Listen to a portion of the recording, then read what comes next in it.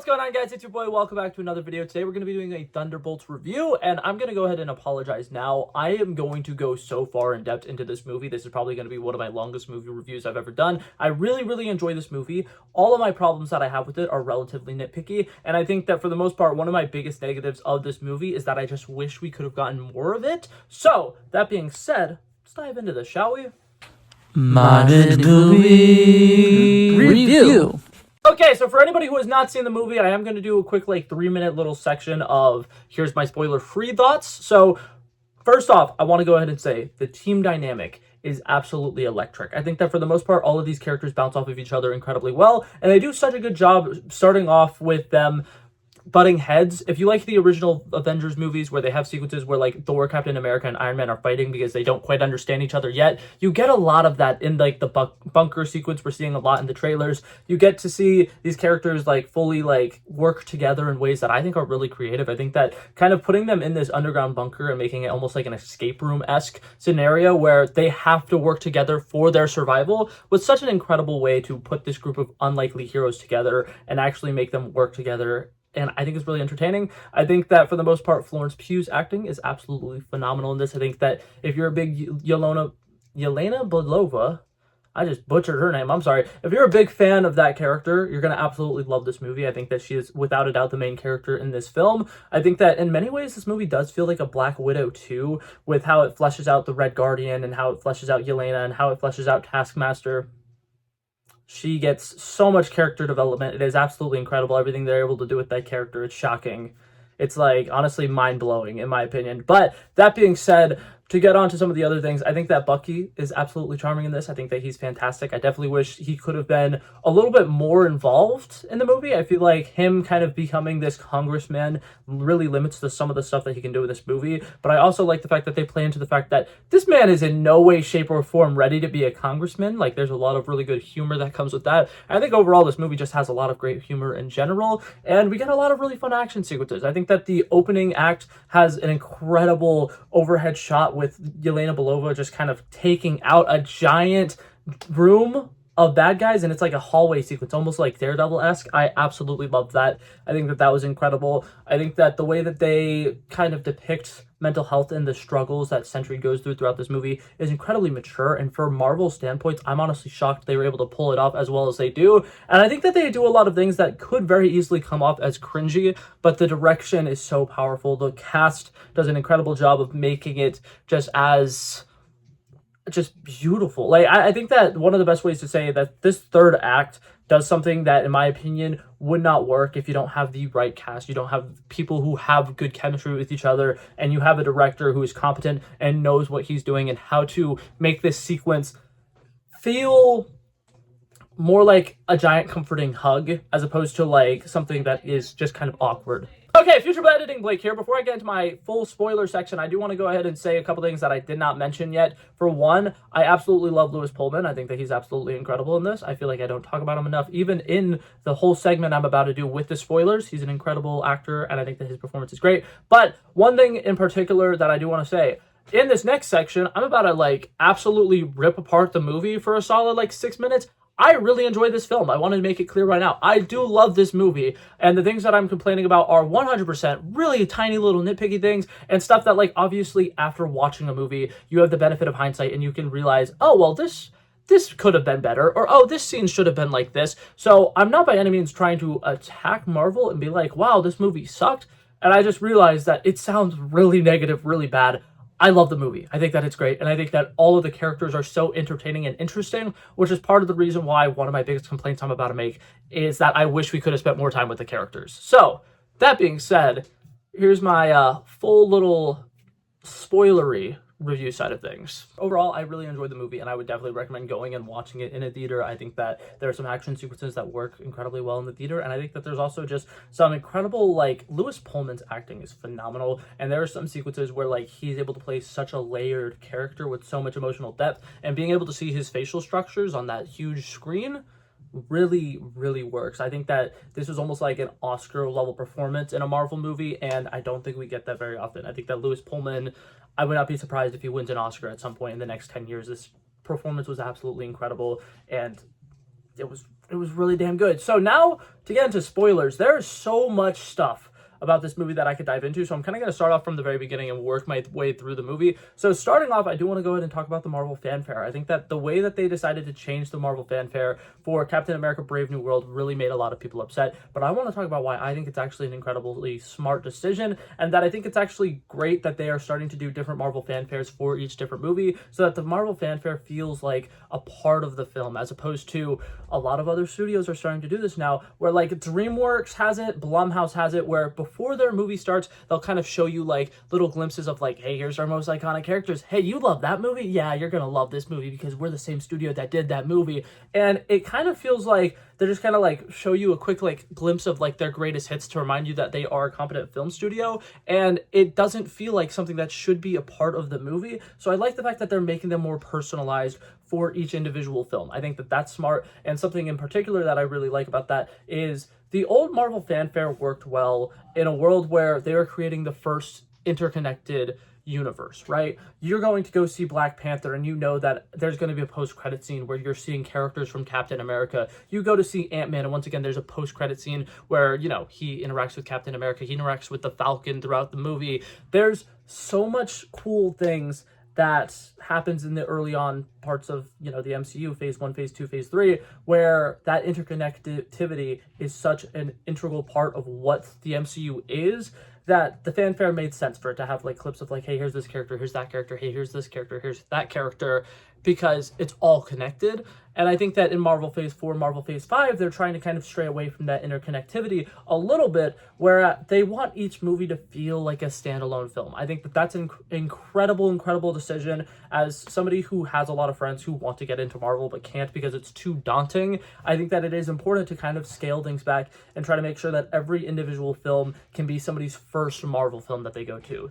I think that a lot of people have said online that this movie doesn't have any movies that are like required viewing. I heard a lot of people say that like there's not any movies you actually have to watch to go watch Thunderbolts. And I will say, I personally strongly disagree with that. I know a couple of people who have not seen The Falcon and Winter Soldier before watching this movie, and they leave the movie and they still absolutely hate John Walker. They don't understand the point of his character. And I think that going to go watch The Falcon and Winter Soldier, it does a lot of really good things for you. For one, it does an incredible job with like fleshing out John Walker's character. You kind of understand why he is the way that he is. You get a good understanding of the fact that like he's been used by the government, he's been burned by the government, he always followed orders, and that's part of the reason why now he's as rogue of an agent as he is, and he's like trying to just be like a golden boy. Like I think that in the bunker sequence, there's a lot of moments where he's just like, Val would never do that to me. Val saved me from the government that was using me. She wouldn't possibly be using me. And then you kind of understand, oh, he's slowly picking up throughout the course of the movie that like he really just wants somebody to actually be there for him and be, you know, using him for good. And I think he doesn't really fully understand the fact that like as somebody who has been fucked over by the government, you shouldn't be working with somebody who could very easily once again fuck you over. So I think that all the stuff with John Walker is so much enhanced from having seen The Falcon and Winter Soldier. And then another thing, the third act of this film, they have Yelena go through a bunch of rooms that show a bunch of traumatic experiences from her past, and we don't get to see any of the others' rooms, right? We get the implication that John Walker's would probably have the scene that we see earlier in the movie where his wife leaves him and he was just such a terrible father and he has that guilt over him. He has all that shame because like he couldn't just stop doom scrolling for 10 minutes to actually watch his kid and be a decent dad. And like you understand that that's something John Walker would go through. Bucky, obviously, if you've watched any movies in the MCU that he is in, you'll have a general understanding of some of the things that he goes through. But when it comes to characters like Ghost, it comes to characters like Red Guardian, the fact that we don't get to see even a glimpse as to what one of their trauma rooms would have looked like is such a missed opportunity. I think that this movie's runtime was about like 2 hours and 6 minutes, and I don't think there's a lot of people who would have complained if this was 2 hours and 20 minutes and we actually got to spend some time with each of the other characters entering their trauma rooms and having to get through it, similarly to how Yelena had to get through hers. I think that with Bucky, especially, it kind of makes sense why they weren't able to do this, because like if you've seen the Falcon and Winter Soldier, if you've seen Captain America Civil War, if you've seen Captain America Winter Soldier, you know what his trauma is. You definitely have an understanding of everything he's been through. So being able to quickly do like a one-off line and just kind of joke about like, yeah, well, my past was great, so I'm doing fantastic right now. I think that is great, but I also feel like there's a missed opportunity where Yelena kind of had a fight with herself in one of her rooms. Could you imagine if in the third act, obviously they're trying to get away from like the punchy, kicky third acts, but could you imagine a sequence where we get to see some memory with the Winter Soldier, right? And Bucky, current day Bucky, having to fight against the Winter Soldier in one of his trauma rooms. I feel like that is such a missed opportunity that I would have absolutely loved. And I know a lot of people would probably be like, oh, but it'd be too similar to the Endgame scene where Captain America fights against Captain America. And on the one hand, I get that. But on the other hand, in a movie that was low-key lacking in Bucky action sequences, I would have really loved to see just a quick like 3-minute sequence of him having to fight against himself. And it very easily could have been like either the scene where he killed the guy in The Falcon and Winter Soldier, and his son was like one of his friends or something like that. So like he ended up, being friends with him until like his really old age, and he had to like break the news to him that like, hey, I'm the person who killed your father or whatever. Could have been a sequence like that. It could have been the death of Howard Stark. Either way, I think that it is a huge missed opportunity that we didn't get to spend more time in different people's trauma rooms, especially Ghost. I love Ant-Man and the Wasp. I always think that it is one of the most underrated Marvel movies they've ever made, but I definitely think that a lot of people probably haven't seen it or haven't watched it recently enough to really have a general understanding of what Ghost's backstory is. And I think that they definitely could have done a lot of interesting things with like her past and having a trauma room where she potentially has to like come face to face with the fact that Bill Foster, somebody she has seen as a father figure, has been using her, manipulating her, and turning her into this assassin when that's not what she wanted to be. She just wanted to be safe. She wanted to feel, loved by a father figure like Bill Foster, but Bill Foster was just using her. And that would have been a really interesting thing to see on screen. I think another missed opportunity is Red Guardian. I absolutely love Red Guardian. I think that he's an incredible character, but something has to have happened in his life at some point where he had some major accomplishment and all he really wanted was somebody to cheer him on, but he wasn't. I want to think that potentially one of his parents, neglected him or something like that. And growing up, he really just wanted people to be proud of him. And that's part of the reason why when he was able to join the Super Soldier program and become the Red Guardian, and he had like crowds of people cheering him on, he loves it so much because that's all he's ever wanted, was to be accepted and for people to be proud of him. And I think that as much as I love the third act, and I think that the third act is incredible, I think that it is such a missed opportunity to not include more from each of these characters, because like in Avengers Doomsday coming up, this is going to be one of the teams of people that are fighting against Doctor Doom or whoever the villain ends up being, because there's been some rumors that he's going to like create a team, and there's probably going to be like how in Infinity War there was like the Black Order, so it'd be like these two people are sent to fight this team and these two people are sent to fight this team. I don't know about that obviously, but I just think that if we're going to have so many different characters in that movie, we want as much time as possible to spend with these characters so that when they go into that movie, we already care about them and we really are connected to them. And as much as I do feel connected to all of the characters on this team, I don't think it's necessarily because of this movie. And I think that, in my opinion, is kind of a problem. A lot of people have said that this is one of the most standalone movies that Marvel's done, and I can't necessarily agree with that, because each of these characters only feel as fleshed out as they are in my mind because I've seen the other things that they've been in, and I couldn't imagine being somebody who's never seen Ant-Man and the Wasp or Black Widow or Falcon and Winter Soldier and going into this movie, because they don't spend a whole lot of time with these characters and fully fleshing them out. Yelena obviously gets that. Bob obviously gets that. That's it. And I think that in a team dynamic, some of the characters should have had a little bit more screen time to really balance things out. That being said, I do still really enjoy this movie. Like, I realized I was just ripping on it for the last, 4 minutes. That's the only issue this movie has, is that we don't have enough time with each of the characters.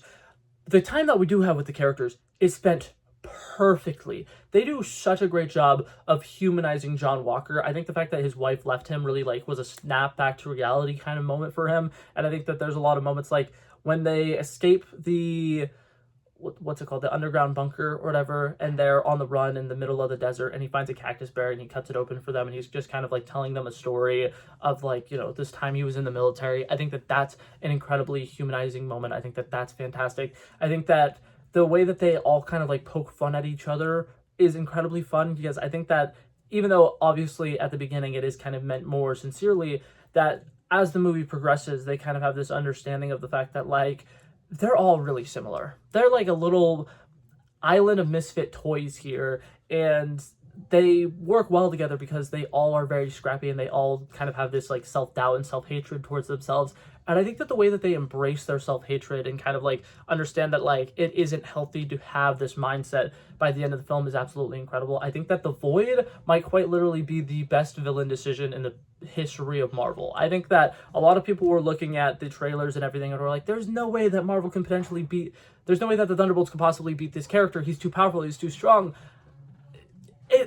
It's like the perfect antithesis to what all these characters are, though. All these characters have this massive void inside of them, and they need to help Bob in his war with himself. And I love the way that they visualize it in the third act, with Sentry literally beating himself up and all the other people being like, that's not right, we really got to go in there and step in there. And the only reason he's been at war with himself his entire life, but the only reason he's able to win this time is because he's not alone anymore, is such a powerful message. And the whole way that they depict depression in this movie is absolutely phenomenal. I think that the sequence where Yelena is like spiraling out after they fight Sentry for the first time and they lose and they're all going their separate ways, and you know Alexi's chasing her down, but she's just like talking about how like she's alone and she never has anything going for her. She just constantly sits and scrolls on her phone forever and is so like mindlessly doing that, and then she goes to work and then she goes home and she drinks and then she goes back to work and then back to drinking, and it's just like a giant cycle that just continues, and it's depressing and nothing ever feels fulfilling.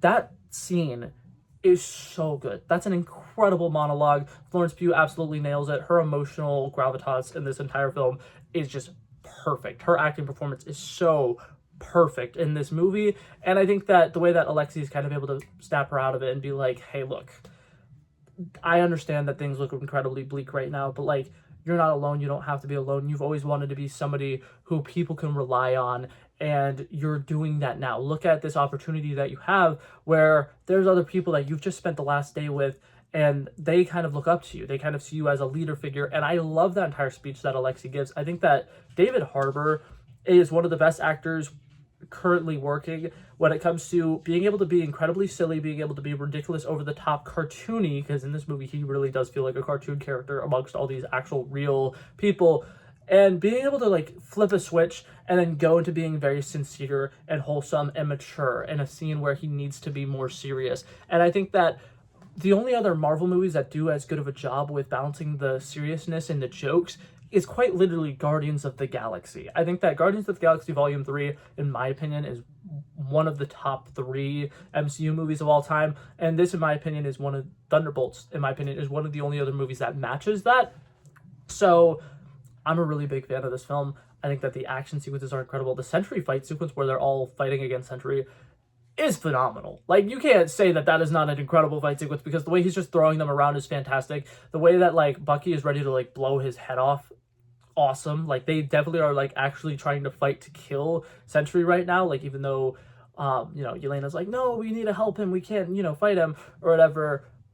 The fact that they're definitely going very full hard at him and they can't even really like lay a finger on him is so interesting. And I love the fact that he flies around so smoothly, and oh my god, just everything about the way that that scene is, like the visual effects and everything. Oh, it's so good. I will say the Sentry suit, I'm not sold on that. I think that it could have been significantly better, and I'm not going to critique the suit, right? Because they, you know, they can't do anything about it now, and potentially if next time we see him, he might not even be Sentry. But I will say, when he first pulled up on screen and that was what he was looking like, I was like,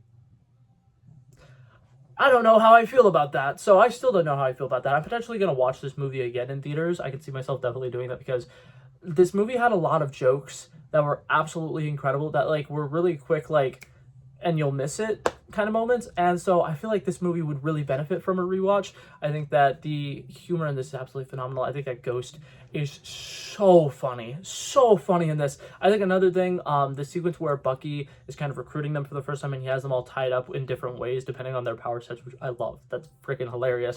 But when he's like talking to them and he's giving them this pep talk about like how they need to potentially go and track down this threat and like work together as a team. I love the fact that like all of the heroes are looking at him very seriously and like kind of like really taking in what he's saying and like thinking about how like, yeah, he's right, we are a bunch of losers, but we can do this and we are going to have to work together and it's not going to be easy or whatever. And the entire time Red Guardian is just like, yes, David Harbour is so great. God, I love David Harbour. He's so hilarious in this movie. And I think overall this movie is just incredibly refreshing. So overall, really big fan of this movie. I think that the writing's fantastic. I think that the direction's fantastic. I think that the fight choreography is fantastic. I don't think there's any fight sequences in here that are going to be like one of the greatest fight sequences of all time, but there's definitely a lot to really enjoy. I think the hand-to-hand combat is great, and I think the way that the characters kind of work together is interesting. I think that the use of Ghost's power, although it is relatively underutilized, she basically is the reason they live like 3 or 4 times. Like there's so many moments where they'd be screwed if Ghost wasn't on the team. So I absolutely love what they were able to do with her. I think that actress is phenomenal. She is so good. I love her. And overall, I had a really good time with this movie. Like I said, my only complaint about this movie is that we didn't have more time with the characters. I really just wish we got to see at least each of their like first rooms that they walked into. I understand like going through every single room with every single character wouldn't work relatively well, but a sequence where we see the rest of them kind of accept that they're going into the void, and then it kind of like gives you like a quick 30 seconds where Bucky sees what he's getting himself into, Red Guardian sees what he's getting himself into, Wyatt Russell sees what he's getting himself into, and then Ghost sees what she's getting herself into. I think that it could have been an interesting sequence. Obviously, how do you do that? How do you pace it right? Does it work? Who's to say? But overall, I really enjoyed this movie. Something I do like about this film, actually, I'm complaining a lot about things that they didn't have. I feel like every single scene in this movie needed to be there, and I think that is a very refreshing thing for Marvel. A lot of times when you watch a Marvel movie, there will be certain sequences where you're just like, so that was just supposed to be like a random funny scene and it doesn't feel entirely necessary. I don't feel that way about any of the scenes that happen in this movie. I think that this movie does an incredible job of piecing everything together and telling a coherent story that from start to finish has the same direction, the same purpose, the same meaning, and like the message of this film is incredible. It is so good. But yeah, overall, really love this movie. If I had to give this movie a rating on a scale of 1 to 100, I give it a solid 87. I think that it is genuinely really good. I'm going to make a video on Monday ranking every single Marvel movie post Endgame because I've been seeing a lot of people do it and I've been curious as to where mine is. And I think you'll see that it ranks relatively high on there. I have seen a lot of people who are like, this is the best movie post Endgame. I don't personally think that, but I definitely understand where some people would be coming from with that. But yeah, overall, I really like that. The one last thing that I do want to talk about, the final post-credit scene, I think that you guys overhyped the hell out of it. I do really enjoy it, and I think that it is great. I like the fact that it is a regular scene and that we're kind of getting to see like their nicer, newer suits and having a better idea of what they're going to look like for Avengers Doomsday. I like the fact that it sets up that the Fantastic Four are in our universe in some way, shape, or form. I think that that's great. But by God, people on the internet being like, this is the greatest post-credit scene that I've ever seen. Oh my God, this is the best. It's essentially like when they did in Avengers Infinity War, where they just show the Captain Marvel pager real quick and they're just like, look, it's the logo of a character we're gonna meet soon. It like exactly is the Captain Marvel post-credit scene that they did in Infinity War. That being said, does it work? Am I still hyped? Hell yeah, of course I'm hyped. But by God, you guys were making it seem like we were gonna get a scene where like Doctor Doom just like destroyed an entire Earth and is just like, no, what I'm looking for is not on this one or something. I don't know. But yeah, that being said, that was it for this video, guys. Thank you guys so much for coming by and checking it out. I love and appreciate you guys so much for watching. And if you liked it, feel free to like and subscribe, and I'll hopefully see you guys in the next one. Peace out. Bow. Bow.